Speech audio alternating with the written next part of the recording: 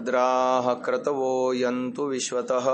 संसार के सभी दिशाओं से हमें नेक और शुभ विचार सतत प्राप्त हों।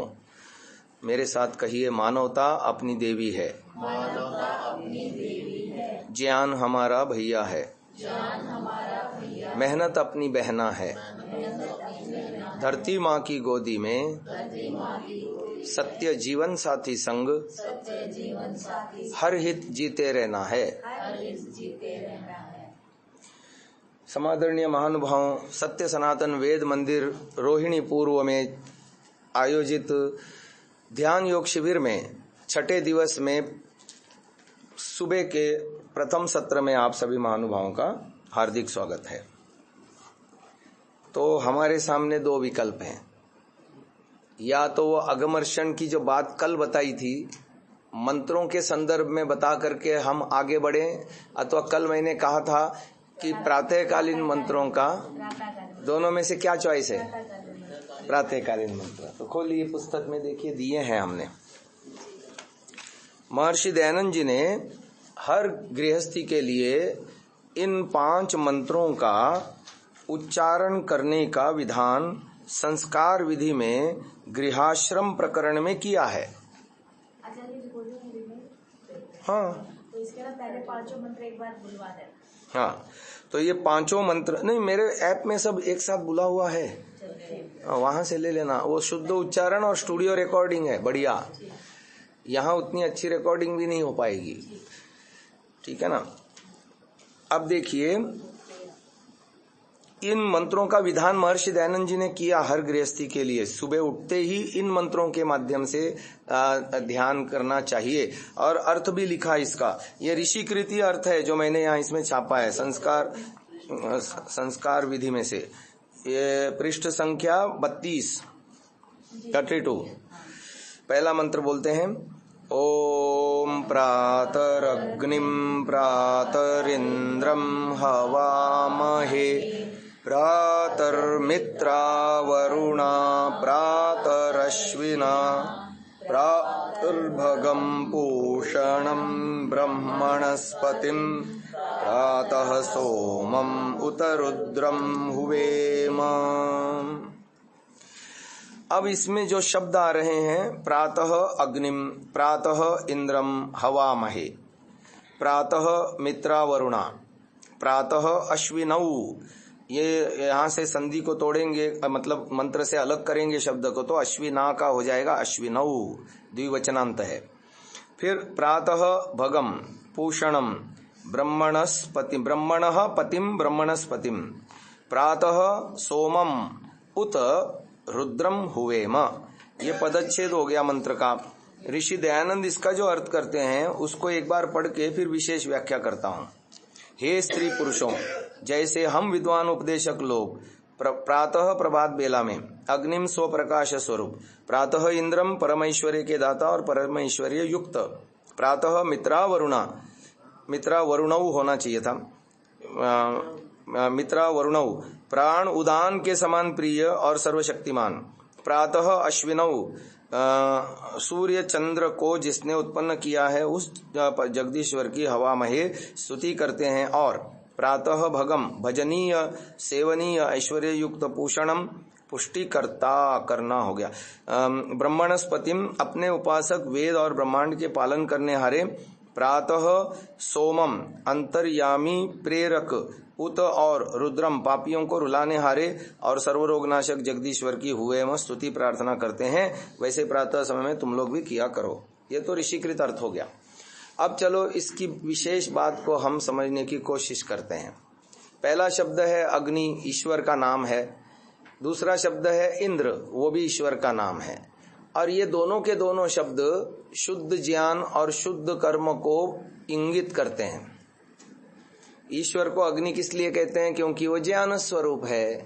और जब हम ईश्वर की स्तुति प्रार्थना उपासना कर रहे हैं तो हे ईश्वर आप मुझे भी ज्ञानी बनाओ, ये भाव है। प्रातरग्निम, हवा महे का संबंध अग्निम और इंद्रम के साथ, दोनों के साथ जुड़ेगा। हवा महे क्रियापद है, हम स्तुति करते हैं हवा महे, प्रार्थना करते हैं, आपकी वंदना करते हैं, हवा महे का ये अर्थ हो गया। तो कुल मिलाकर के पहले 3 शब्द ज्ञान कर्म उपासना को बता रहे हैं। प्रातरग्निम ज्ञान, प्रातरिंद्रम, इंद्र माने ऐश्वर्य दाता। परमात्मा निठल्ले को ऐश्वर्य देता है या पुरुषार्थी को? पुरुषार्थी को। अच्छा, एक सेकंड क्वेश्चन, धर्म से पुरुषार्थी को देता है या अधर्म से? इतनी बात ध्यान में आनी चाहिए कि हर किसी को ऐश्वर्य परमात्मा नहीं देता। जो दुनिया में अधर्म करके धन कमा रहे हैं वो ईश्वर ने नहीं दिया उनको। हालांकि बहुत लोगों को ये भ्रांति है और ईश्वर की न्यायकारिता पे क्वेश्चन मार्क भी उठाते हैं लोग। ये देखो, वो मजदूर दिन भर मेहनत करता है, शाम को उसको रोटी नसीब नहीं होती, पूरा भरपेट नहीं खा सकता, धूप में पसीना पसीना होता है और कितने मेहनत करता है, श्रम करता है, लेकिन उसको अब पेट नहीं भरता, उसके बच्चों को अच्छी शिक्षा नहीं मिलती, बीमार पड़े तो दवाई चिकित्सा नहीं करा सकता, और मेहनत तो पूरी करता है लेकिन उसकी जीवन आवश्यकताएं भी, आवश्यक जीवन की आवश्यकताएं भी पूरी नहीं कर सकता। और ये आदमी झूठ बोलता है, छल कपट करता है, लूट करता है, सब करता है और सब ऐश्वर्यों का भोग करता है। तो परमात्मा है कहाँ? परमात्मा होता तो ऐसा थोड़ी ना करता। तो परमात्मा की कोई न्याय व्यवस्था नहीं है, ऐसे नास्तिक लोग कहते हैं, या यूं कहो जिनका चित्त क्षिप्त है या मूड है, वो क्वेश्चन मार्क उठाते हैं परमात्मा के ऊपर। एक्चुअली उन्होंने परमात्मा के व्यवस्था को नहीं समझा, कर्म फल देने के उसके सिस्टम को नहीं समझा, इसलिए वो ऐसा भ्रांति पाले हुए हैं। परमात्मा देता है पर धर्म से पुरुषार्थी को ही देता है, ये कंडीशन अप्लाइड है। अब जो जिन्होंने अधर्म से प्राप्त किया है वो प्राप्त नहीं किया है, उन्होंने तो लूटा है और उसकी सजा वो देगा। भाई न्यायाधीश राजा है ना, तुम न्यायपूर्वक चलोगे तो मेरे राज्य में सुख पाओगे और अन्यायपूर्वक चलोगे तो दुख पाओगे, दंड मिलेगा, निश्चिततः मिलेगा। अच्छा चलो आगे बढ़ते हैं, ये इतना हो गया ना। अब अगले 2 शब्द आ रहे हैं, प्रातर मित्रा वरुणौ और प्रातर अश्विनौ। ये हमारे शरीर के अंदर प्राणमय कोश और मनोमय कोश और विज्ञानमय कोश की बात बता रहा है, उसकी तरफ इंगन कर रहा है। ऋषि ने उसका अर्थ लिखा, मित्रा वरुणों का प्राण उदान के समान प्रिय, इससे प्राणमय कोश गृहीत हो जाता है। फिर आगे आया अश्विनौ, उसके अर्थ में लिखा सूर्य चंद्र को जिसने उत्पन्न किया उस जगदीश्वर की, यही अर्थ है ना। तो सूर्य चंद्रमा मनसो जातः चक्षुः सूर्यो अजायत, ये प्रमाण है यजुर्वेद का। ये चंद्रमा मनसो जात, ये मनोमय कोश यहाँ कंठ में, चक्षुः सूर्यो अजायत यहाँ विज्ञानमय कोश आ गया। तो सूर्य माने बुद्धि और चंद्र माने मन, ठीक है, ये उसकी संगति लग जाएगी। अब इसमें 3 कोशों का वर्णन है। अब ये तीनों कोश खड़े किस पे हैं? अन्नमय पे, तो अन्नमय उपलक्षण से गृहीत हो जाएगा। सुबह उठ करके ही वो संकल्प करता है साधक, मैं शुद्ध ज्ञान, शुद्ध कर्म, शुद्ध उपासनाओं के द्वारा अपने अन्नमय कोश, प्राणमय कोश, मनोमय कोश और विज्ञानमय कोश, ये जो साधन दिए हैं मुझे परमात्मा ने, उनका पूर्ण सदुपयोग करूंगा। किस लिए? प्रातर्भगम, ऐश्वर्यों की प्राप्ति के लिए। भग माने ऐश्वर्य। ऐश्वर्यों को कैटेगराइज किया जा सकता है। ब्राह्मण का ऐश्वर्य है बुद्धि ज्ञान, क्षत्रिय का ऐश्वर्य है बल सामर्थ्य, वैश्य का ऐश्वर्य है धन संपत्ति। पर ऐसा होते हुए भी हरेक को ज्ञान भी आवश्यक है। ये नहीं कि ज्ञान की उपासना केवल ब्राह्मण करेगा, ऐसा नहीं है। क्षत्रिय को भी ज्ञान की आवश्यकता है, वैश्य को भी है, पर ये कह सकते हैं ब्राह्मण के लिए ज्ञान की प्रमुखता है ना। वो बुद्धि से श्रेष्ठ है तभी तो ब्राह्मण बना ना, और वो बलशाली है या एकेडमिक लेवल की उसकी योग्यताएं हैं। जैसे योगी जी में जितने भारत के जितने अन्य मुख्यमंत्री हैं, एकेडमिक लेवल की क्षमताएं कौन से मुख्यमंत्री में? अभी यदि प्रश्न पूछा जाए पिछले भाजपा के टेन्योर में 2014 से लेके अब तक 24 तक 10 साल हो गए, सबसे श्रेष्ठ मुख्यमंत्री कौन? फिर वो चाहे एनडीए का हो या नॉन एनडीए का हो, उन सब की तुलना करो, योगी के सामने कोई दिखता है क्या? नहीं दिखता। तो एकेडमिक लेवल का कोई व्यक्ति हो और वो उसका बल है, बल उसका जो है, सामर्थ्य उसका जो है मुख्य है, बाकी ज्ञान उसको भी चाहिए, ठीक है ना, धन संपत्ति उसको भी चाहिए, नहीं तो राज्य कैसे चलाएगा। तभी तो विदेश से फंडिंग ला ला करके आज यूपी को देखो कहां से कहां पहुंचा दिया। अच्छा देखो, तो ऐसे ही आपको आज एक नया शब्द देता हूं। वेद संकल्पना देता है रेवती का। रेवती का मतलब है मनुष्यों को कैटेगराइज किया गया उसमें। ये हाथ है ना, हाथ की 5 उंगलियां हैं, देखो ये ब्राह्मण का प्रतिनिधित्व करता है, अंगूठा। तर्जनी क्षत्रिय का प्रतिनिधित्व करती है। ये मध्यमा जो है वैश्य का प्रतिनिधि करता है, और ये शिल्प का प्रतिनिधि करता है, चौथी उंगली, और ये 5वीं उंगली सेवा का प्रतिनिधित्व करती है, सेवक। ब्राह्मण, क्षत्रिय, वैश्य, शूद्र, बीच में शिल्प भी आ गया, अनामिका। अब आप देखो ये 5 जन समूह हैं। अब इसमें क्या होता है, उनमें 4 मुख्य ले लो वर्णों के दृष्टि से, ब्राह्मण, क्षत्रिय, वैश्य और शूद्र। रेवती का मतलब क्या हुआ? यही तो बता रहा हूं, समझा रहा हूं। हाँ, तो 5 जन समूह, उसको सामूहिक नाम है रेवती। रव रव करती 5 जन समूह जब एकत्रित होकर के सम्मिलित प्रयास करते हैं तो वो राष्ट्र सभी सफलताओं के उच्च शिखर तक पहुंचता है। तो ब्राह्मण के अंदर नॉलेज तत्व 50% होगा और बाकी के तत्व 12.5% होंगे। ब्राह्मण ज्ञान की प्रमुखता है, तो 50% तो ब्राह्मण में ज्ञान की प्रमुखता रहेगी, और ये है शौर्य, इसको कहेंगे शौर्य, इसको कहेंगे संसाधन, मध्यमा संसाधन। ये है ज्ञान, ज्ञान का प्रतिनिधित्व करता है अंगूठा। तर्जनी करती है शौर्य का, क्षत्रियत्व, शौर्य। तीसरा संसाधन, हाँ, और चौथा शिल्प, अनामिका, और 5वां सेवा।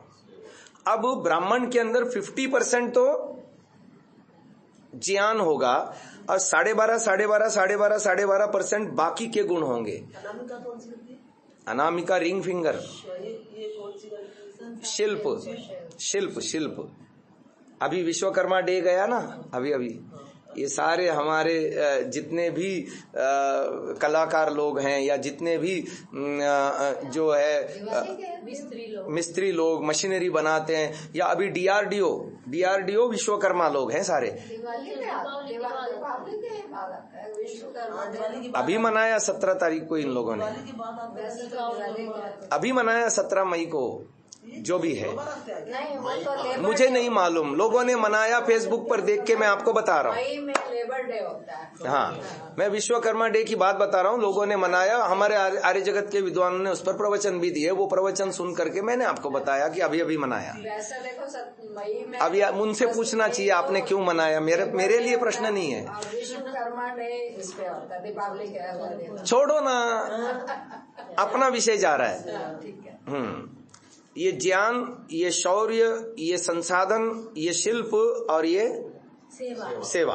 अब ब्राह्मण में 50% तो ज्ञान होगा, बाकी 12.5% बाकी के 4 होंगे, यानी उसमें 12.5% शौर्य भी होगा, है ना, और 12.5% उसमें संसाधन भी होंगे, 12.5% ये भी होंगे, शिल्प भी होगा और सेवा भी होगा, है ना। ऐसे ही क्षत्रिय में 50% तो होगा शौर्य, और बाकी गुण 12.5%, तब वो वर्ण पूर्ण होता है। और ऐसा जन समूह जब समवेत प्रगति करता है तो वो राष्ट्र उन्नति के शिखर पर पहुंचता है। हम लोग क्यों चक्रवर्ती साम्राज्य तक उन्नत हुए? क्योंकि हमारे यहाँ रेवती व्यवस्था थी। तो ये चलो प्रसंग से बता दिया, मंत्र की तरफ फिर से बढ़ते हैं। तो हमारा ये अन्नमय कोश, प्राणमय कोश, मनोमय कोश और विज्ञानमय कोश, इन चारों क्षेत्रों में मैं पुरुषार्थ करूं तो मुझे भगम ऐश्वर्य मिलेगा। ऐश्वर्यों में हाँ, यहां से बात निकली, जो रेवती की बात मैंने समझाई, ऐश्वर्य में सर्वश्रेष्ठ ऐश्वर्य है ज्ञान, उसके बाद है शौर्य, तीसरे नंबर पे है संसाधन, चौथे नंबर पे है शिल्प, है ना।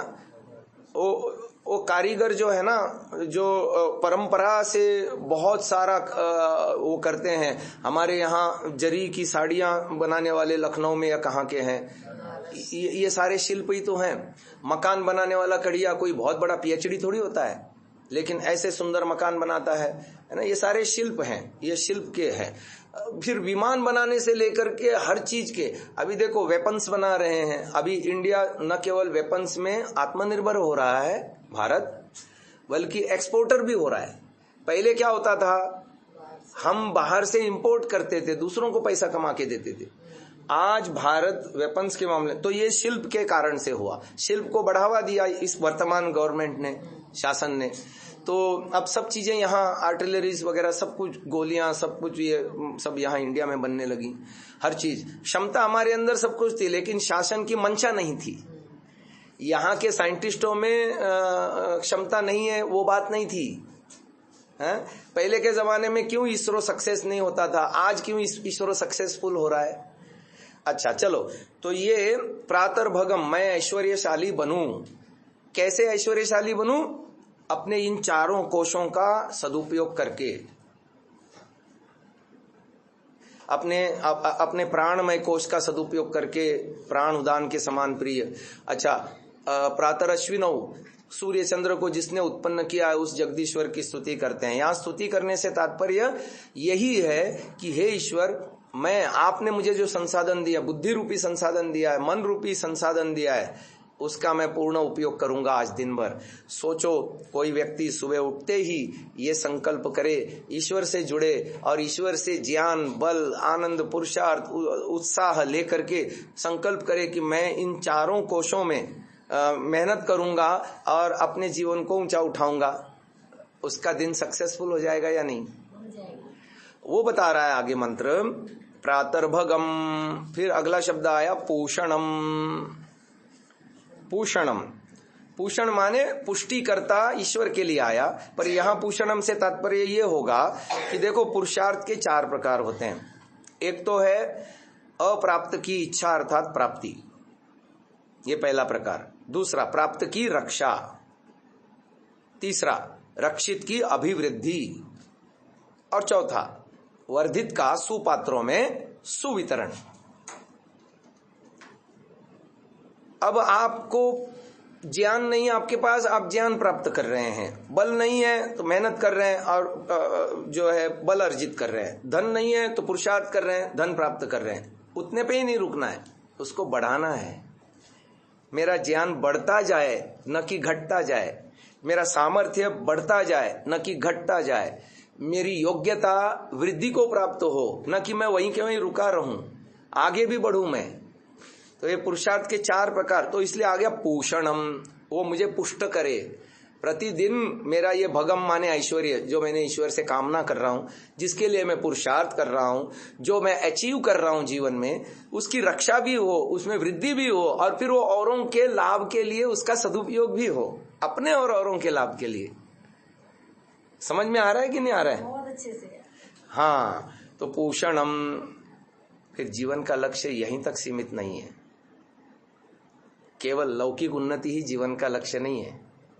लोग यहीं पर अटक जाते हैं। आयु, प्राणम, प्रजाम, पशुम, कीर्तिम, द्रविणम, बस अटक गए। एक और लक्ष्य है भाई, ब्रह्मणस्पतिम, ब्रह्मवर्चसम। वो यहां ब्रह्मणस्पतिम शब्द से अभिव्यक्त है। हालांकि नाम ईश्वर के लिए है, वेद उपासक और ब्रह्मांड के पालन करने हारे, ये अर्थ किया ऋषि ने। पर हम इसका तात्पर्य ये लेंगे कि भाई जीवन का एक अल्टीमेट गोल भी है। ये सब किस लिए करोगे?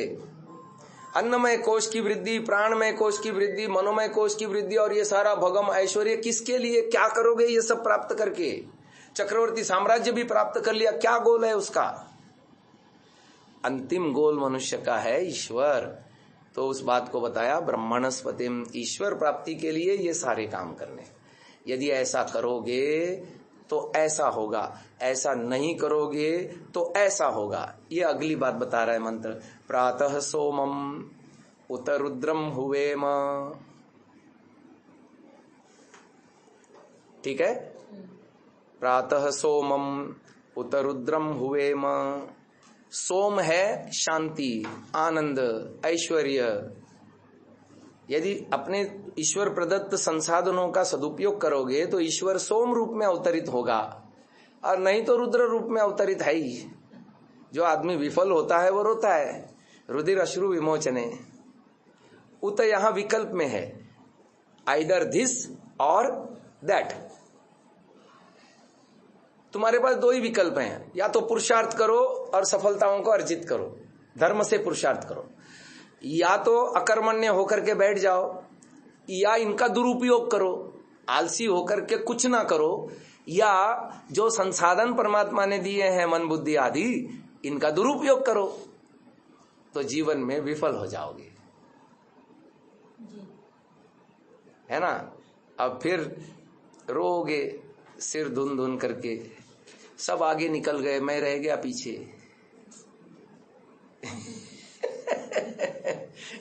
ये पहले मंत्र का एक भाव हो गया। ठीक है, अब इसी भावना से इन मंत्रों का जप करते हुए हम चिंतन कर सकते हैं। आगे चलिए, अगला मंत्र बोलते हैं। ओम प्रातर्जितं भगमुग्रं हुवेम वयं पुत्रमदितेर्यो विधर्ता आद्रश्चिद्यं मन्यमानस्तुरश्चिद्राजा चिद्यं भगं भक्षित्याह। एक बार ऋषिकृत अर्थ पढ़ते हैं। प्रातः 5 घड़ी रात्रि रहे, जितम जयशील, भगम ऐश्वर्य के दाता, उग्रम तेजस्वी, अदितेह अंतरिक्ष के पुत्रम पुत्र रूप सूर्य की उत्पत्ति करने हारे, और यह जो कि सूर्यादि लोकों का विधर्ता विशेष करके धारण करने हारा, आध्रह सब ओर से धारण करता, यमचित जिस किसी का भी, मन्यमान जानने हारा, तुरश्चित दुष्टों को भी दंडदाता, और राजा सबका प्रकाशक है, यम जिस भगम भजनीय स्वरूप को, चित भी भक्षिति इस प्रकार सेवन करता हूँ, और इसी प्रकार भगवान परमेश्वर सबको आह उपदेश करता है कि तुम जो मैं सूर्यादि जगत का बनाने और धारण करने हारा हूँ, उस मेरी उपासना किया करो और मेरी आज्ञा में चला करो। इससे वयम हम लोग उसकी हुए में स्तुति करते हैं। अब इससे पहले कि इस मंत्र की मैं व्याख्या करूं, पहले वाले मंत्र की धारणा ध्यान समाधि समझा देता हूं। प्रातरग्निम, सबसे नीचे भू नामक चक्र में उसका ध्यान होगा। प्रातरिंद्रम, भुव नामक चक्र में उसका ध्यान होगा। हवा महे, यहां नाभि चक्र में। प्रातर मित्रा वरुणा, यहां प्राणमय कोश आ गया, देखो मित्रा वरुणा प्राणुदान के समान प्रिय। प्रातरश्विनो, एक साथ दोनों का ध्यान होगा, यहां भी और यहां भी, है ना। अश्विनो, प्रातर भगम, ज्ञान विज्ञान, भगम माने ऐश्वर्य, ज्ञान विज्ञान धन संपत्ति आदि सब कुछ आ गया इसमें। प्रातर भगम, फिर यहाँ आया पूषणम, यहाँ विज्ञान में कोश है, मतलब हम जो संस्कार इकट्ठा कर रहे हैं वेद आदि के, वो प्रतिदिन हमारे पुष्ट हों, यहाँ आ गया पूषणम। ब्रह्मणस्पतिम, अपने उपासक वेद और ब्रह्मांड के पालन करने हारे उस जगदीश्वर की। प्रातः सोमम उत रुद्रम हुवेम, यहां हृदय में सोम आ जाएगा। रुद्र का एक अर्थ दूसरा भी है, ऋषि दयानंद ने किया है, सर्वरोग नाशक जगदीश्वर की, पर मैंने उसका दोनों तरह से अर्थ किया। या तो आप ईश्वरीय प्रदत्त साधनों का सदुपयोग करो तो ईश्वर रुद्र रूप में, सोम रूप में और रुद्र रूप में आपके जीवन में अवतरित होगा। यहां सोम से तात्पर्य शांति, ऐश्वर्य, सुख, समृद्धि, आनंद, और रुद्र का अर्थ शारीर स्वास्थ्य, यानी सर्व रोग नाशक। हाँ, पर जो इसका सदुपयोग नहीं करेगा उसके लिए विफलता रूपी रुद्र, रुधिर अश्रु विमोचने, जब आदमी विफल होता है तो रोता है। ये समझ में आया। अब इसकी धारणा ध्यान समाधि भी समझ में आई। प्रातरग्निम, प्रातरिंद्रम, नाभि में हवा महे, रिपीट कर दो इसकी धारणा, वही तो बता रहा हूं। प्रातरग्निम मूलाधार, स्वादिष्ठान में प्रातर इंद्रम, इंद्रम इस दृष्टि से कि जितने भी हमारे कर्मों का उद्गम स्थल है वो मन है, मन इंद्रियां हैं, मन इंद्रिय से तो पुरुषार्थ करता है जीवात्मा। तो ये भुव नामक स्थल में आ गया, हवामहे स्व नामक स्थल में, यहाँ नाभि में हवामहे। फिर यहाँ प्राणमय कोश में हृदय में आ गया प्रातर मित्रा वरुणा। नहीं, वो स्वाहा कहाँ आया? नाभि में। नहीं, नाभि में आया। कौन से वर्ड में? हवामहे। अच्छा, हवा में है। उपासना करते हैं, स्तुति करते हैं। लग गई संगति? आगे बढ़ो, प्रातर मित्रा वरुणा हृदय में। अब चूंकि सूर्य और चंद्र दो चक्र एक साथ लिए जा रहे हैं अश्विनोम नाम से, अश्विनोम नाम से। चंद्रमा मनसो जाता है, ये मनोमय कोश हो गया। चक्षु सूर्यो अजायत, भ्रूमध्य आ गया यहाँ, है ना। तो मनोमय कोश और विज्ञानमय कोश दोनों आ गए प्रातर अश्विनों में, एक साथ दोनों ऊर्जा केंद्रों पर उसका ध्यान होगा और ग्रहण होगा। हाँ, फिर यहाँ तालु में प्रातर भगम, फिर विज्ञानमय कोश में चित्त धरातल में पूषणम, उसकी पुष्टि। जो भगम ऐश्वर्य हमने प्राप्त किया, ज्ञान हमने प्राप्त किया, उसकी पुष्टि दिनों दिन होती जाए। कैसे होगी? आगम काले न, स्वाध्याय काले न, प्रवचन काले न, व्यवहार काले न। आया समझ में? आचार्य सभी मंत्रों की कर सकते हैं? सभी मंत्रों की मुझे अभी तक प्रकट नहीं हुआ है, जिसकी प्रकट हुई है उसी को बता रहा हूं। अभी मेरी भी उतनी योग्यता नहीं है ना, मैं तो अभी चंचू प्रवेश कर रहा हूं योग में। योग में मैं बहुत एक्सपर्ट नहीं हूं ऋषि दयानंद जितना। हाँ, ये है कि कुछ तो प्रवेश है, जिस लेवल तक है उस लेवल तक बता रहा हूं। इसको नहीं रिकॉर्ड करना चाहता। सोचो, दिन की शुरुआत ही आप इस भावना से करें, ईश्वरीय शक्ति लेकर के, कि मैं अपने प्राण ऊर्जा का पूर्ण सदुपयोग करूंगा, मानस ऊर्जा का पूर्ण सदुपयोग करूं, क्योंकि मनोमय कोश के साथ फिर कर्मेंद्रियां जुड़ी हैं और विज्ञानमय कोश के साथ ज्ञानेंद्रियां भी जुड़ी हैं। और शुरू में ही आपने अग्निम और इंद्रम नाम से ज्ञान और कर्म का अधिष्ठान ईश्वर को याद किया। समझ में आया कि नहीं आया? तो अब सोचो, ऐसे आदमी का दिन विफल कैसे हो सकता है? नहीं विफल हो सकता। असल में क्या होता है, जब हमारे सामने टारगेट फिक्स नहीं होता ना, तो हम दाएं बाएं इधर उधर मुंह मारते हैं। टारगेट यदि फिक्स हो जाए, सही है, पहले ही एफर्मेशन हमारा फिक्स हो जाए, आज मुझे दिन भर ये करना है, तो उसका वो पीछा करेगा। और जिसका गोल ही नहीं है तो उसका जीवन हौच पौच होगा। कभी पढ़ाई कर रहा है तो लगातार पढ़ाई ही कर रहा है, कभी खेल रहा है तो खेल ही रहा है, कभी घूम फिर रहा है तो घूम फिर रहा है। ऐसा नहीं होता लोगों का जीवन। पर हॉस्टल में रहने से या गुरुकुल में रहने से एक नियमित दिनचर्या होती है कि भाई इतने बजे उठना है, इतने बजे ये करना है, इतने बजे ये करना है, इतने बजे ये करना है। तो उसके जीवन में सारी चीजें सुव्यवस्थित होती हैं, यानी प्लानिंग जिसको हम कहते हैं। और ये प्रातःकालीन मंत्र जीवन आयोजन प्लानिंग है कि मेरा आज का दिन कैसे हो। ये आप अपने आप से कमिटमेंट करते हो कि मैं आज अपने मन का सदुपयोग करूंगा, हे ईश्वर बुद्धि का सदुपयोग करूंगा, इंद्रिय रूपी शक्तियों का सदुपयोग करूंगा, प्राण ऊर्जा का सदुपयोग करूंगा, जो अन्न आप मुझे देते हो उससे ऊर्जा जो मुझे मिलती है उसका मैं सदुपयोग करूंगा। जब आपने पहले से ये सोच लिया और खुद से कमिटमेंट कर ली, तो फिर आपका पूरा दिन जो है उसी उत्साह में, ईश्वर की ऊर्जा से, क्योंकि ईश्वर से आप जुड़ रहे तो आपको मानस बल भी मिलता है। जो ईश्वर से नहीं जुड़ता उसका आत्मबल देखो, और जो ईश्वर से रोज जुड़ता है यानी मेडिटेशन करता है, दोनों के आत्मबल में फर्क आएगा या नहीं आएगा? दोनों के जीवन में सात्विकता में फर्क आएगा या नहीं आएगा? आएगा। आप ईश्वर से जुड़ रहे हो तो सीधा उसका तात्पर्य है जीवन में सात्विकता को बढ़ावा दे रहे हो, और यदि आप ईश्वर से नहीं जुड़ रहे हो तो उसका सीधा तात्पर्य है रजोगुण और तमोगुण आपके जीवन में प्रवेश करके राग, द्वेष, ईर्ष्या, मोह, क्रोध, लालच, लोभ, काम वासना, ये सारे विकार आपके पैदा होंगे, नहीं बच सकते आप। अंतर विकारों से बचने के लिए मेडिटेशन से अलावा दूसरा और कोई उपाय आपके पास विकल्प ही नहीं है। मेडिटेशन का एक्चुअली विकल्प है ही नहीं, सबको करना चाहिए। छोटे बच्चों को भी कराना चाहिए, विद्यार्थियों को कराना चाहिए, गृहस्थियों को करना चाहिए, व्यापारी को करना चाहिए, नेताओं को करना चाहिए, क्योंकि ईश्वर के बिना ईश्वर का संग किए बिना आप अधर्म करोगे ही करोगे, बच नहीं सकते। राग द्वेष में फंसोगे ही फंसोगे, ऐषणाओं में फंसोगे ही फंसोगे। ऐषणाओं में फंसा हुआ आदमी क्या क्या अनर्थ नहीं करता। तो देखो महर्षि दयानंद जी ने कितना बड़ा उपकार किया और कैसा मंत्र ढूंढ के लाके हमको दिया कि सुबह उठते ही इस मंत्र को जपो और खुद से कमिटमेंट करो कि आज का दिन मैं ऐसे बिताऊंगा। पांचों केंद्रों को अपने क्या नाम चारों कोशों में जागृत करूंगा। अब ये होता क्या है मैं आपको बताऊं। आर्य समाज में इन 7 ऊर्जा केंद्रों को लेकर के कोई प्रवचन नहीं होते, बल्कि इसको निषिद्ध मानते हैं, विरोध करते हैं।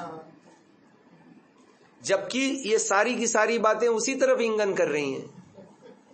और ऋषि दयानंद ने हमको दी हैं, पूर्ववर्ती ऋषियों ने हमको दी हैं।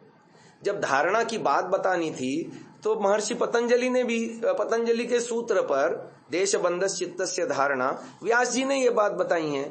नाभि चक्रे, हृदय पुंडरी के, मूर्धनी ज्योतिषी, ये सारी बातें लिखी हैं वहां।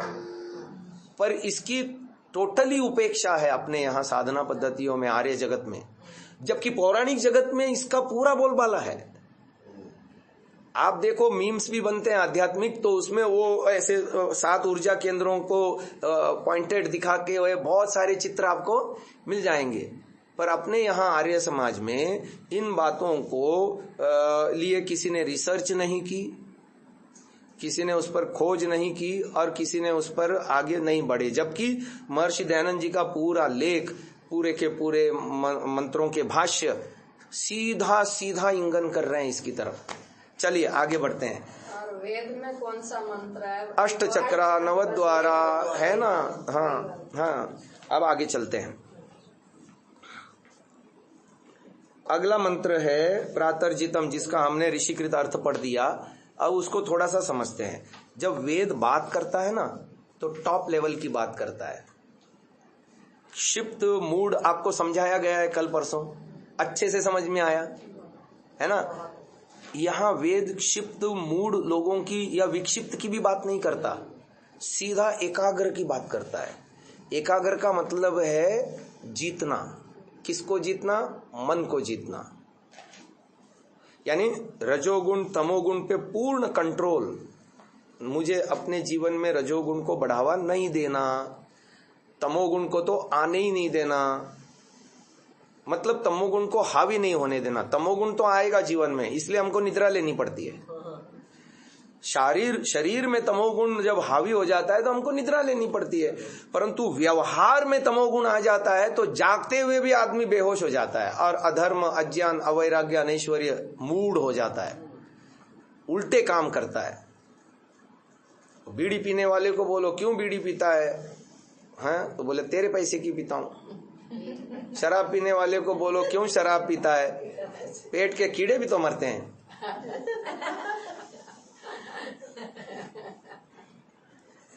है ना।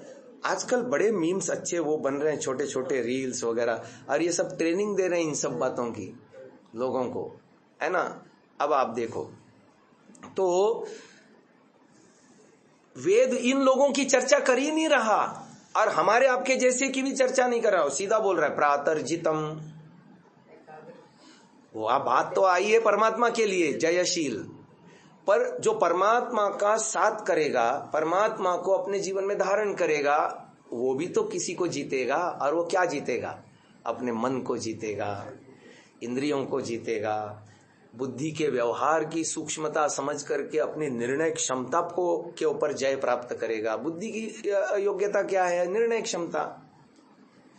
सही निर्णय लेना, सही समय पर सटीक निर्णय लेना, सटीक समय पर, उचित समय पर सही। देखो महापुरुष क्यों होते हैं? क्योंकि वो अपने जीवन में हर निर्णय बिल्कुल चौक चौबंद करते हैं। उनके निर्णयों में कभी कोई भूल नहीं होती। श्री राम जी के पूरे जीवन को देखो, ऐसा कभी, अच्छा ऋषि दयानंद ने सर्टिफिकेट दे दिया श्री कृष्ण जी को, क्योंकि भागवतकार ने और दूसरे पौराणिककार ने श्री कृष्ण के जीवन पर बहुत सारे लांछन लगा दिए। इसको देखते हुए महर्षि दयानंद जी ने सर्टिफिकेट दिया। सत्यार्थ प्रकाश में वो लिखते हैं, श्री कृष्ण का चरित्र देखो, जन्म से लेके मृत्यु पर्यंत उन्होंने कोई बुरा काम किया हो ऐसा नहीं दिखता, वे आप्त पुरुष के सदृश उनका चरित्र है। ये ऋषि दयानंद का लेख है श्री कृष्ण के विषय में। ये है प्रातर्जितम। अब प्रातर्जितम कौन करेगा? वही जो ईश्वर के साथ जुड़ करके उसके परम ऐश्वर्य वेद ज्ञान को अपने जीवन में धारण कर पाएगा। शुद्ध ज्ञान, शुद्ध कर्म, शुद्ध उपासना करने वाला प्रातर्जितम। फिर अगला शब्द है भगम उग्रम। ईश्वर का उग्र भग क्या है? क्या मई के महीने में सूर्य जैसा तपता है ऐसा उग्र है? नहीं। यहाँ उग्र से तात्पर्य है, मंत्र में भी आया था, आज साधना कराई थी मैंने, ये न द्यौहु उग्रा। दिवलोक, दिवलोक का तेज।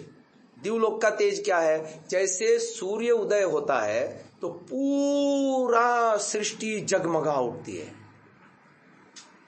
ऐसे ही जब हम ईश्वर से जुड़ते हैं तो हमारे जीवन में सत्व गुण का प्रकाश आता है, विवेक हमारा उदय होता है, सारी चीजें स्पष्ट होती हैं। अनित्य को अनित्य देखते हैं, नित्य को नित्य देखते हैं, है ना। हर जगह पर विद्या ही विद्या, हर जगह पर विवेक ही विवेक। ये है उग्र तेज परमात्मा का। सत्वगुण के आलंबन में जो हमारे गुण कर्म स्वभाव बनते जाते हैं, ये उग्र तेज का फल है। देवों में और मनुष्यों में और राक्षस दानव आदि में क्या फर्क है? देव लोग सात्विक होते हैं, मनुस्मृति का श्लोक ही है बाकायदा, सात्विकाः देवत्वं यान्ति मनुष्यत्वं च राजसाः, है ना। बाकी सारे लोग तिर्यक्त्वम, यानी राक्षस कहो, पिशाच कहो, दैत्य कहो, ये सब अधर्मी, सारे उल्टे काम करने वाले, ठीक है ना। राजसी लोग यानी राग द्वेष में पड़े हुए, तेरा मेरा करने वाले, स्वार्थी लोग हैं, ऐसे लोग मनुष्य होते हैं। लेकिन देव कोटि के लोग होते हैं जिन्होंने परमात्मा के द्युलोक का उग्र तेज धारण किया है। और उग्र तेज क्या है? नन अदर देन सात्विकता। हाँ जी नीलम जी, कंसेप्ट क्लियर हो रहा है? प्रातर्जितम भगम उग्रम, परमात्मा के उस उग्र तेज को मैं धारण करूंगा, अर्थात जीवन में कहीं भी सात्विकता का लोप होने नहीं दूंगा। ये संकल्प है दूसरे मंत्र में। मेरी हर क्रिया में, अब देखो असतो मां सद्गमय बोलते हो ना, तो असत क्या है जीवन में? राजसिकता और तामसिकता। ये मूल में जाओ, मूल में आपको यही मिलेगा, उसी से सारी गड़बड़ियां शुरू होती हैं। जहां रजोगुण बढ़ा, स्वस्वामी संबंध बना, बंधन शुरू। जहां रजोगुण बढ़ा, अटैचमेंट बढ़ा, संसार के प्रति आसक्ति बढ़ी, राग शुरू। जहां रजोगुण बढ़ा, दुख लिया गया, संजोया गया, संवर्धन किया गया और परेशान, द्वेष शुरू, फिर अभिनिवेश शुरू, सारा। और इच्छाएं, सांसारिक इच्छाएं भोगों की, ये रजोगुण के कारण होता है सारा, है ना। अब सत्वगुण बढ़ते ही जीवन में वैराग्य है। ऐसा नहीं कि वो भोग नहीं करता, पर त्याग पूर्वक भोग करेगा, संयमित करेगा, खाने के लिए नहीं जिएगा, जीने के लिए खाएगा, तन ढकने के लिए वस्त्र पहनाएगा, हाँ दिखावे के लिए नहीं। लोग फैशन के लिए वस्त्र पहनते हैं, है ना, और फैशन के चक्कर में नंगे होकर के भी घूम रहे हैं। अब आप देखो तो फटे हाल, मैंने देखा बड़े बड़े शहरों में ऐसे ऐसे, मतलब चित्र भी आपने देखे होंगे। वो महंगी आती है, जो फटी वाली होती है वो ज्यादा महंगी आती है, और वो भिखारन जैसी दिखती है। 5-6 हज़ार हैं? कहाँ से भिखारन आ गई? एक ने तो उसका मीम बनाया, तो एक भिखारी वैसी ड्रेस पहन के आई हुई महिला को, ये मेरा एरिया है, तू यहाँ कैसे आई, चली जाए यहाँ। ये फैशन का चक्कर देखो। अब आप देखो तो कहने का तात्पर्य यह है, जब वेद बात करता है तो सामान्य लोगों की बात नहीं करता, घटिया लोगों की बात नहीं करता। वेद मोटिवेशन दे रहा है तो एकाग्र और निरुद्ध अवस्था वाले लोगों के लिए मोटिवेशन दे रहा है। प्रातर्जितम, सत्वगुण को धारण करो जीवन में और परमात्मा के उग्र तेज को प्राप्त करो। भगम उग्रम हुवेम, हुवेम माने हम प्राप्त करें या सेवन करें। हुवेम माने सेवन करें, परमात्मा के उग्र तेज को हम सेवन करें। परमात्मा का उग्र तेज वो दिव्यत्व में मिलता है, देव बनने पर मिलता है। और देव कौन होते हैं? जो सात्विक होते हैं। कंसेप्ट क्लियर हो गया यहां तक? आगे चलते हैं। वयम पुत्रम अदितेर्यो विधर्ता, ये विज्ञानमय कोश में बुद्धि की बात आ रही है कि परमात्मा ने बुद्धि को धारण किया हुआ है और जो पश्यंती वाणी को सुधारने के लिए प्रतिदिन वेद का आगम करता है, वेद पर चिंतन मनन करता है, वेद का निधिध्यासन करता है, वेद का प्रवचन करता है, ऐसे व्यक्ति का ज्ञान विज्ञान योग्यता सामर्थ्य नित्य प्रति बढ़ता जाता है, बढ़ता जाता है, बढ़ता जाता है। तो इससे यह तात्पर्य लेना है कि वयम पुत्रम अदितेर्यो विधर्ता। फिर आगे आया आध्रश्चिद्यम, सब ओर से धारण करता, मन्यमान, यहां मानस धरातल की बात आई। ईश्वर उसका मान्य करता है जो उसकी मान्य करता है। क्या समझ में आया? ईश्वर उसका मान्य करता है जो उसकी मान्य करता है ना? आध्रश्चिद्यम मन्यमान अपतुरश्चित, और जो उसकी मान्य नहीं करता उसके लिए ईश्वर का दूसरा रूप है तुरश्चित, वो दंड भी देता है, दंड भी देता है ना? तुम्हारे लिए मैंने आज्ञा की थी कि रोज सुबह 6 बार, शाम को 6 बार इस बात को दोहराओ, यो अस्मान द्वेष्टि यम वयम द्विष्मा। तुम मेरी बात सुनते नहीं हो ना, अब भोगो दुख। ये है ईश्वर का तुरश्चितपन। एक उदाहरण देके समझा रहा हूं, उदाहरण देके समझा रहा हूं कि जहां हम ईश्वर की नहीं मानते वहां दुलत्ती खाते हैं। और हमने अनेकों स्थलों पर ईश्वर को धत्ता बताया है। ईश्वर की आज्ञा क्या है? भद्रम करने भी सुनयाम, भद्रम पश्येम अक्ष भी। अच्छा, ऋषियों ने हमको ईश्वरीय आज्ञाओं को और सरल करके भी बताया है। मैत्री करुणा मुदिता उपेक्षाणाम सुख दुख पुण्या पुण्य विषयाणाम भावना तश्चित्त प्रसादनम। चित्त को यदि प्रसन्न रखना है अर्थात पर्याय से सत्वगुण प्रधान रखना है। सत्वगुण प्रधान अवस्था में ही समाधि में प्रवेश होता है या ईश्वर के साथ संयोग हो पाता है। रजोगुणी तमोगुणी आदमी ईश्वर से नहीं जुड़ पाता, समझो इस बात को। तो यदि ईश्वर से जुड़ना है तो आपको सात्विक बनना है, यानी चित्त प्रसादन करना है। तो 4 उपाय बताए। सुखी लोगों के साथ ऐसा व्यवहार करो, दुखी लोगों पर ऐसा व्यवहार करो, पुण्यात्माओं को देख के ऐसा बनो, और पापी लोगों के साथ ऐसा व्यवहार करो। लेकिन जहां जहां हम इसका भंग करते हैं वहां वहां दुलत्ती पड़ती है। सुखी लोगों को देख के अगला ईर्ष्या करता है, जलन होती है। मित्रता करनी चाहिए ताकि उसके जैसा बन सके, उसके गुणों को धारण करके वो उससे उसका शत्रु बन बैठता है। देखते ही जलन होती है, सहन नहीं होता जी। अच्छा, ये समझ में आ रही बात? अब आगे चलो। वो कह रहा है तुरश्चित, तुरश्चित शब्द समझ में आया? अब राजा, ईश्वर सबका राजा है, उसका शासन हम सब पे है। यदि ईश्वर रूपी राजा को सामने, ईश्वर का न्यायालय सामने रख करके आदमी बताओ पाप करेगा कैसे? गलत सोचेगा कैसे? गलत बोलेगा कैसे? नहीं कर सकता। ठीक है ना? आगे चलते हैं, इस मंत्र को पूरा करते हैं।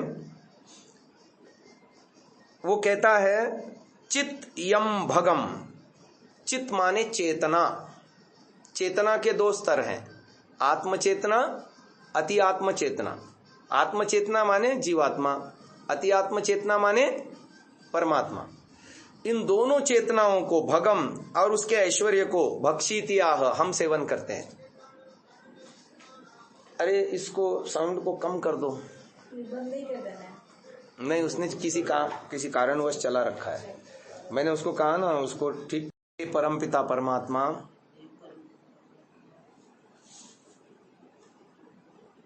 प्रातःकालीन मंत्रों का सार संक्षेप। हे परमपिता परमात्मा, भावार्थ रूप में, आपकी कृपा से और अपने पुरुषार्थ से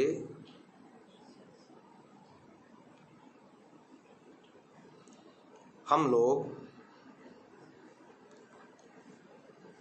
ऊपर उठते हुए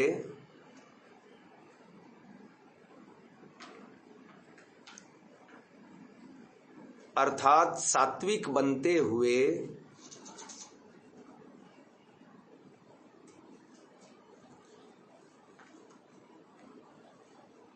शुद्ध ज्ञान, शुद्ध कर्म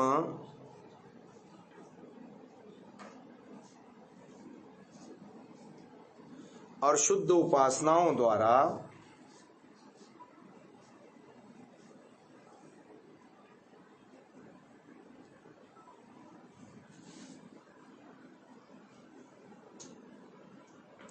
सर्वोत्तम ऐश्वर्य की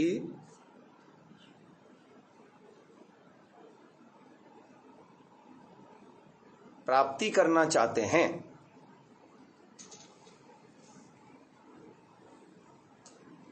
शुद्ध ज्ञान, शुद्ध कर्म, शुद्ध उपासनाओं द्वारा सर्वोत्तम ऐश्वर्यों की प्राप्ति करना चाहते हैं।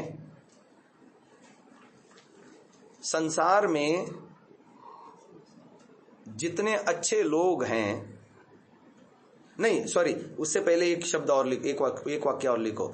विद्वानों की अच्छी उत्तम प्रज्ञा को, विद्वानों की अच्छी उत्तम प्रज्ञा को प्राप्त होके हम भी,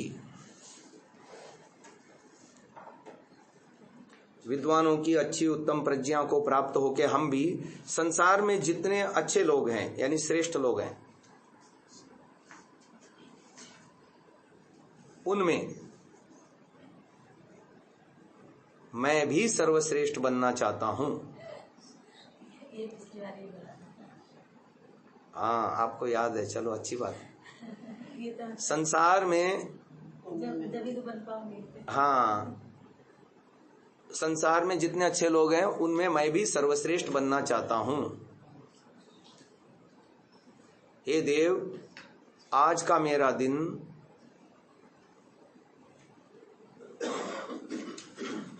आप द्वारा प्रदत्त मन, बुद्धि आदि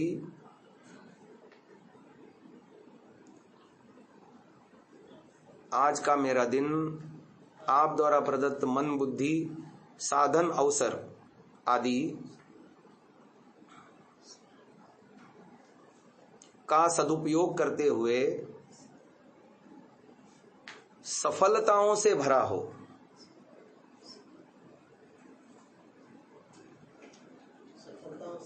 भरा हो।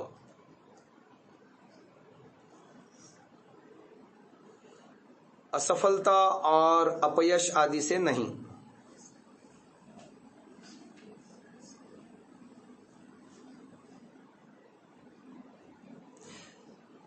यहां पर यह समाप्त होता है। ओम शांति शांति शांति। अब आप देखो, ये शॉर्ट भी है और पांचों का एक्सट्रैक्ट भी है। पांचों मंत्रों याद हो जाएगा, आसानी से याद हो जाएगा। मैंने गुरुकुल के बच्चों को 15 दिन के अंदर याद हो गया था। उनको रोज बुलवाता था, सुबह उठते ही मंत्र पाठ होता था तो बाद में बुलवाता था इसको। अच्छा, शिविरों में मैं बुलवाता हूँ, आर्यवीर दल के शिविरों में बुलवाता हूँ। कुछ बच्चों को जो मेधावी होते हैं उनको याद हो जाता है, और जो वैसे ही ध्यान नहीं देते उसको वो इग्नोर कर देते हैं। आपके द्वारा प्रदत्त मन, बुद्धि, साधन, अवसर, मन, बुद्धि, साधन, अवसर, उसमें इंद्रियां भी जोड़ सकते हैं। मन, बुद्धि, साधन, अवसर आदि का सदुपयोग करते हुए, है ना, सफलताओं से भरा हो। हाँ हाँ, तो ये भावार्थ मैंने कभी बनाया था। 2 मंत्र हो गए। अब तीसरा मंत्र उपासना की बात सिखा रहा है हमको। एक बार बोलते हैं, ओम भग प्रणेतर भग सत्यराधो भगे माम धियम उदवाददन्नः भग प्रणो जनय गोभिरश्वैर भग प्रणृभिर्नृवन्तः स्याम।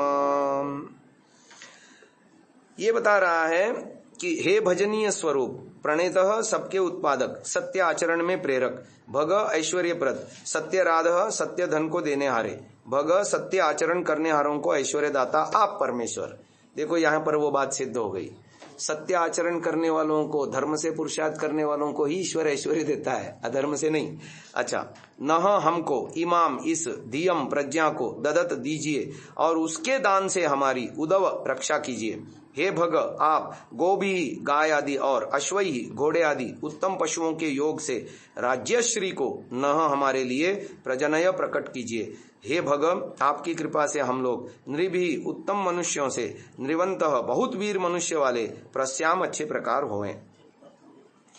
जब हम ईश्वर से जुड़ते हैं ना और ईश्वर से ऊर्जा प्राप्त करते हैं ना, सात्विकता को अपने अंदर जगाते हैं ना, तो औरों से हम 4 गुना अधिक मेहनत करते हैं। सुबह मैंने चरैवेति सूक्त की बात बताई थी ना, संध्या के बाद। हाँ, कली ही शमानो भवति संज्ञानस्तु द्वापरः उत्तिष्ठन् त्रेता भवति कृतं संपद्यते चरन् चरैवेति चरैवेति आस्ते भग आसीनः ऊर्ध्वस्तिष्ठति तिष्ठतः शेते निपद्यमानस्य चराति चरतो भगः चरैवेति चरैवेति। है सोने वाला कली है, करवट बदलता द्वापर है, उठ खड़ा हुआ त्रेता है, चल पड़ा वो सतयुग है, कृतयुग है, सतयुग है ना। मैंने गीत भी लिखना चाहता, आधा ही लिखा, आगे नहीं लिख पाया। गीत के लाइन भी बता देता हूँ। सतयुग बनो भाई सतयुग बनो, कली है सोता करवट द्वापर बदलता, उठा है त्रेता कृत ही है चलता, सतयुग बनो भाई सतयुग बनो, है ना। अब आप देखो, ये गीत यहीं तक बनाया मैंने, आगे नहीं बना पाया।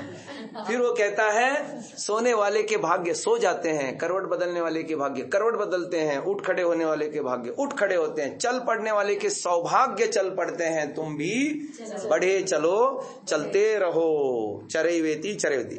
अब ये हमको वो इंगन देता है ये मंत्र, और हमारे सामने टारगेट रखता है, आपको बनना है तो दयानंद बनना है। ये सोचो, आपके कॉलोनी में जो सबसे अच्छा है उसके समान नहीं, समकक्षों से तुलना मत करो, आदर्श से करो सीधे।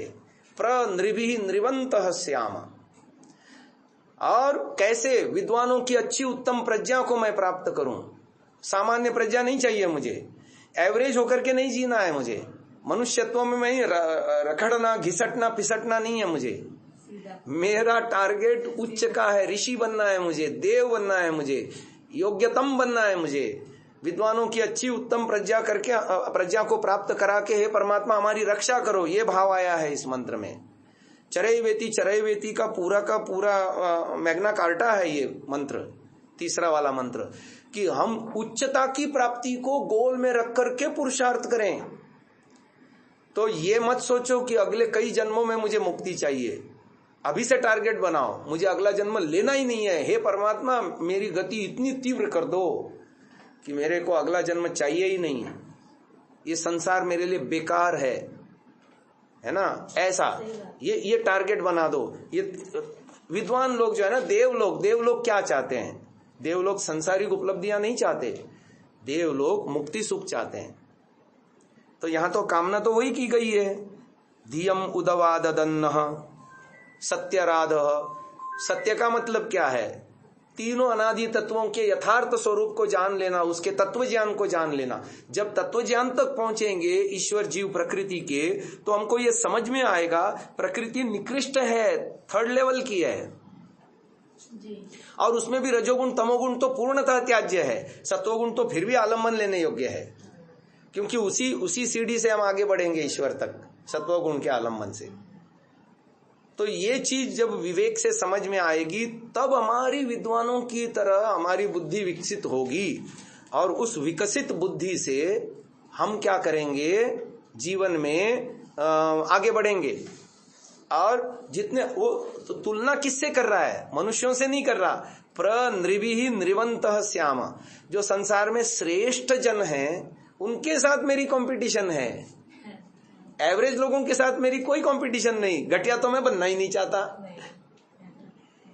एवरेज लोगों के साथ मेरी तुलना नहीं है। मेरा कंपैरिजन नृभी, जो संसार में अच्छे लोग हैं, श्रेष्ठ लोग हैं, सत्यवादी सत्यमानी सत्यकारी लोग हैं, उनके साथ मैं कंपटीशन करूंगा, तुझसे मैं आगे बढ़ के दिखाऊंगा। वेद यही तो कहता, वेद की प्रेरणाएं ऐसी ही हैं। वो कहता है एक सूक्त है पूरा का पूरा, समम क्राम सूक्त है, 5 मंत्र हैं उसमें श्रेष्ठ बनने का यानी आर्य बनने का पूरा मैग्ना कार्टा है वो। देखो कल अवसर मिला तो कल सुबह इस मंत्र की व्याख्या करेंगे कि आर्य कैसे बनते हैं। वेद क्या संकल्पना देता है, किस वेद में ये तो अभी याद नहीं, पर 5 मंत्र मुझे याद हैं। उसमें एक टेक आती है, जैसे वेद की एक शैली है, तन्मे मना शिव संकल्पमस्तु, 6 मंत्रों में वही टेक आ रही है ना, या कुछ मंत्रों में कस्मै देवा या हविषा विदेम की टेक आती है। ऐसे उन मंत्रों में पुछल्ला जो है मंत्रों का, हर मंत्रों का ये वाक्य है, आपनु ही श्रेयांसमति समम क्राम, इस आपनु ही प्राप्त करो श्रेयांसम श्रेष्ठता को, अति समम क्राम समकक्षों का स्वस्थ उल्लंघन करते। तो इसका अर्थ ये बनेगा समकक्षों का स्वस्थ उल्लंघन करते, तीव्र गति सबसे आगे बढ़ो।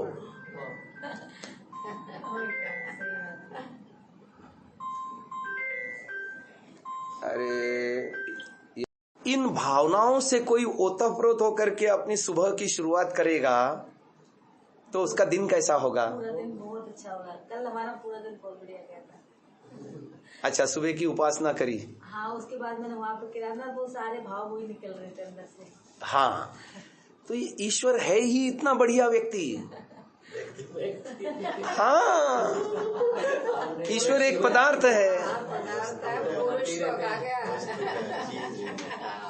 है ही इतना बढ़िया।